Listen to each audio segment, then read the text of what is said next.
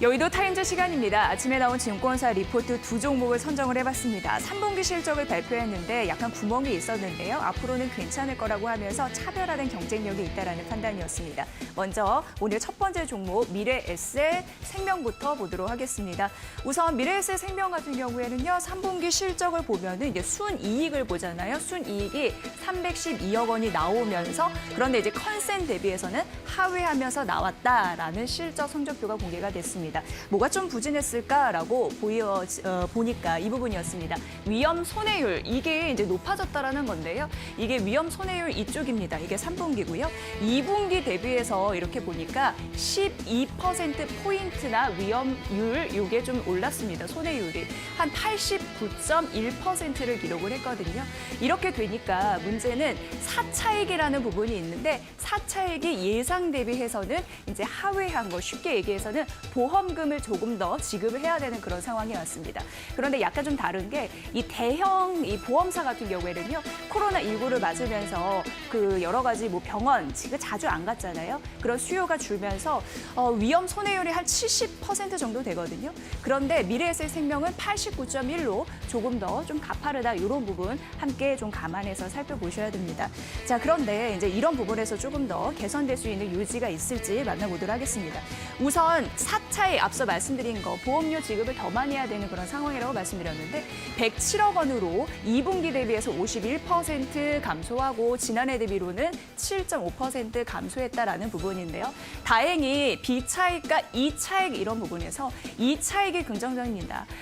이게 받는 이율이 나가는 이율보다 더 괜찮다라는 부분인데 138억 원 정도 이런 정도로 나왔거든요. 그래서 우리의 그 생명 보험사 커버리지 중에 E차익이 플러스인 유일한 회사이다라고 얘기하면서 미래에셋 생명 E차익 쪽 아주 잘해줬다라고 얘기를 하고 있습니다. 손해율 쪽에서 안 좋아서 사차익은 안 좋았지만 B차익과 E차익 이런 부분이 좀 긍정적이었다라는 부분 말씀드리고요.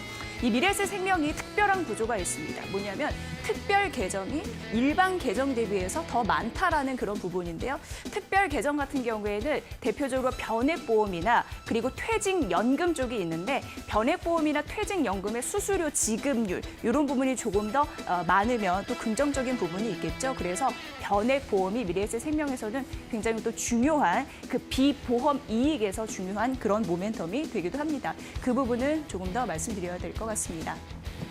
자, 지금 코스피 지수가 상승하고 있는 상황이잖아요. 그리고 거래 대금이 괜찮습니다. 그렇다 보니까 이 미래에셋 생명의 강점이 변액보험인데 그 신기한 매출이 급증하고 있다라는 부분입니다. 현재 뭐 여러 가지 사모펀드 난리가 났잖아요. 그래서 그런 상품 판매가 거의 전무한 상황에서 이 방카슈랑스라고 하는데 이것도 중요한데 보험 플러스 은행입니다. 이쪽으로 이제 유입이 되면서 수요가 변액보험에 대한 관심이 높아지고 있다라는 부분으로 매출이 당분간 양호하게 유지될 가능성이 있다라는 부분입니다. 이게 이제 긍정적인 부분. 그래서 변액보험에 대한 그런 수수료 이런 부분도 잘 보셔야 될 것 같습니다. 견액 투자 상품의 고성장세를 대표적으로 보여줄 수 있는 지표가 AP인데 연납파 보험료라고 보시면 됩니다. 이것도 이제 굉장히 중요한데 APE 중에서 변액보험의 비중은 더 커지고 있는 상황이고요. 이제 3분기인데 2분기 대비해서 급증하고 있는 흐름들로 APE만 보더라도 1,459억 원 정도 된다고 합니다. 이게 전분기 대비해서는 130% 증가한 거고 전년 동기 대비해서는 90% 증가한 그런 3분기 실적에서 변액보험의 그 중요성이 더욱더 커졌다는 걸 다시 한번 확인하면서 결국 전통적으로 그 보험사들이 가져가는 그런 수익 플러스 그 비보험 쪽의 이익 매력도가 상당하다는 걸 느낄 수가 있었습니다. 자, 그래서 앞으로는 또 괜찮을까 보니까 견액 보증 준비금 적립에 대한 부담이 거의 없다고 합니다. 그렇기 때문에 올해 순이익의 추정을 봤을 때 1,100억 원을 상회할 가능성이 크다라는 부분으로 이 증권사에서는요. 생명보험사 중에서 유일하게 3년 연속 이익이 증가하는 회사, 지금도 매수의 구간이다라고 얘기를 했습니다. 굉장히 또 중요한 모멘텀을 지속적으로 언급을 하고 있습니다. 그래서 투자 의견 바이 매수 유지, 목표 주가 5,500원 여러분들 잘 보시면 좋을 것 같고요. 또 실적납 휠라홀딩스 빠르게 만나보도록 하겠습니다.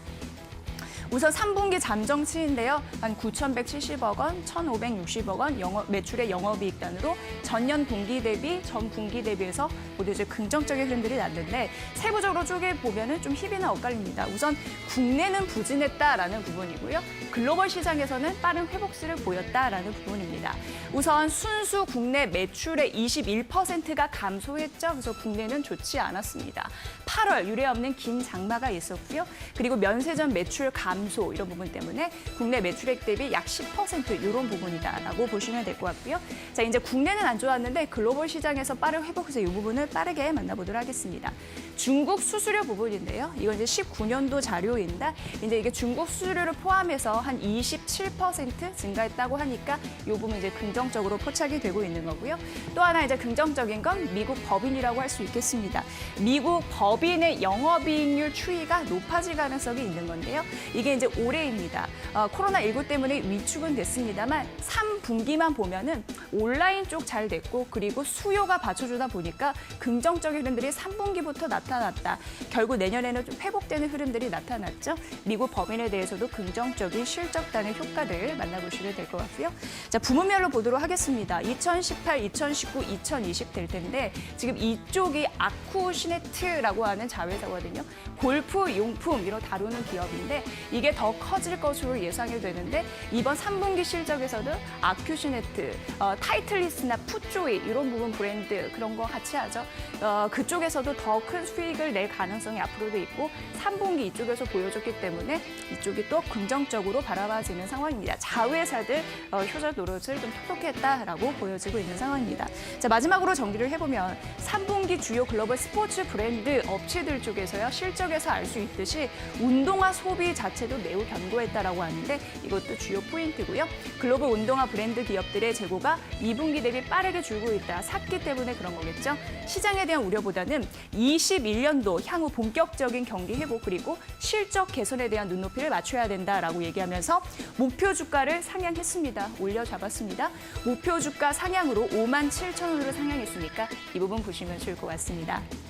자, 오늘 앞으로 실적이 기대되고 있고 특별한 차별성 이런 경쟁력으로 무기를 갖고 있는 미래에셋 생명과 휠라홀딩스까지 만나봤습니다. 여의도 타임즈 시간이었습니다.